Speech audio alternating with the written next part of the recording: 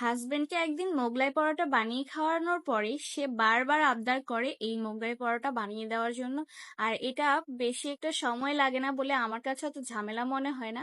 মাত্র 2টা ডিম দিয়ে আমি 4টা মোগলাই বানিয়েছি। আর কিভাবে বানিয়েছি সেটাই আজকে দেখাবো এই ভিডিওতে।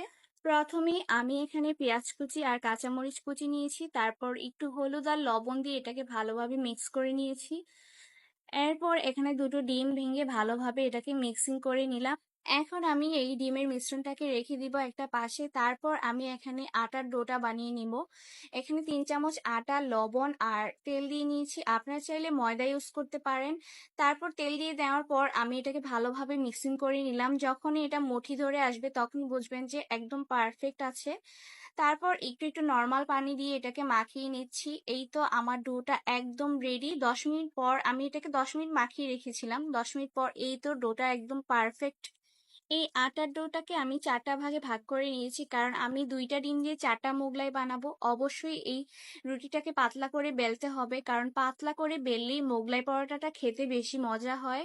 রুটিটা বেলার পরে আমি এখানে ডিমের মিশ্রণটাকে দিয়ে দিচ্ছি। এই তো দেখতেই পাচ্ছেন, আমার হাতের দিকেই দেখলে আপনারা বুঝতে পারবেন আমি কিভাবে মোগলাইয়ের ভাঁজটা দিলাম। তো এই তো একটা মোগলাই পরোটা একদম রেডি।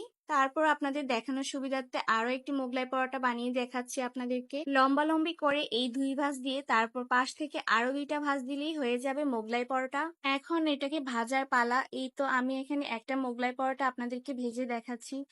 অতিরিক্ত বেশি আঁচ দিবেন না, তাহলে মোগলাই পরোটাটা মানে ভিতর থেকে ডিমটা হবে না, কাঁচা থেকে যাবে। একটু মিডিয়াম লো হিটে রেখে তারপর মোগলাই পরোটাটাকে ভাজতে হবে। আমি যেহেতু ভিডিওটা তাড়াতাড়ি করে দিয়েছি, মনে হচ্ছে খুব তাড়াতাড়ি হয়ে গিয়েছে, কিন্তু আপনাদের ভিডিওটা লং হয়ে যাবে বিধায় আমি এটাকে বেশি একটা করিনি। তারপর এই তো দেখতেই পাচ্ছেন মোগলাই পরোটার ভিতরে ডিমটা কতটা পারফেক্ট ভাবে হয়েছে। তো ভিডিওটি আজকের মতো এখানেই শেষ করছি। সবাই ভালো থাকবেন, সুস্থ থাকবেন, আমার জন্য দোয়া করবেন। আল্লাহ হাফেজ।